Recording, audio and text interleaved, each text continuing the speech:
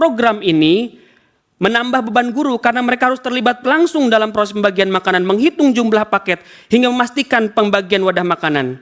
Waktu istirahat pun tidak ada, waktu persiapan mengajar menjadi berkurang. Sebagian juga menyoroti kualitas makanan, karena menu di sini dianggap tidak baik, menyebabkan banyak makanan tidak dikonsumsi oleh siswa. Majelis Hakim yang mulia, upaya yang kami lakukan secara konstitusional ini adalah upaya yang paling mendasar, jika boleh menyebut upaya terakhir. Karena akses untuk mengevaluasi agar anggaran kesejahteraan guru dalam anggaran pendidikan tidak diambil oleh MBG, tidak ada salurannya. Jujur saja, kami mau melapor ke polisi, polisi punya dapur SPPG. Kami mau melapor kepada Tentara Nasional Indonesia, tentara punya dapur SPPG. Kami mau melapor ke DPR RI, anggota DPR banyak yang punya dapur SPPG. Jadi emang ini jalan terakhir untuk kami mengadu. Kepada siapa lagi? Kepada konstitusi lah kami berharap, ya kalau nggak punya dapur ya.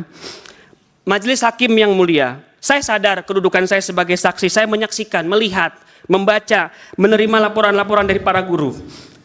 Karena saya guru sejarah, saya juga merasa perlu mencari jawaban di masa lalu. Misalkan, ya waktunya sudah cukup. Nanti mungkin terakhir, perlu diingat bahwa ketika amandemen keempat tahun 2002 disampaikan seperti dalam PowerPoint, kita lihat bahwa anggaran sekurang-kurang 20% itu memang cita-citanya untuk kesejahteraan guru.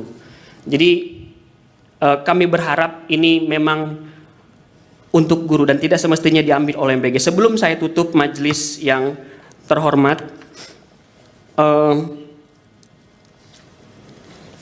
kiranya gugatan ini tidak mencapai apa yang kami harapkan, kami juga perlu menilai ulang apakah peran guru di negeri ini masih cukup baik. Izinkan saya mengutip apa yang disampaikan oleh Antonio Guterres, Sekjen PB dalam panel tingkat tinggi.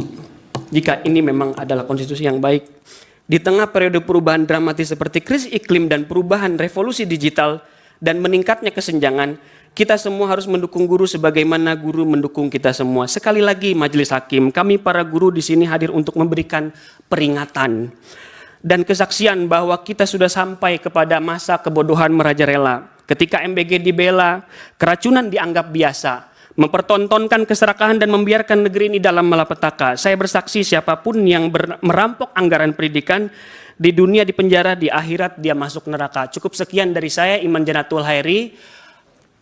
Wallahul muwaffiq ila aqwamit thoriq. Assalamualaikum warahmatullahi wabarakatuh. Waalaikumsalam. Download Tribun X sekarang. Menghadirkan lokal menjadi Indonesia.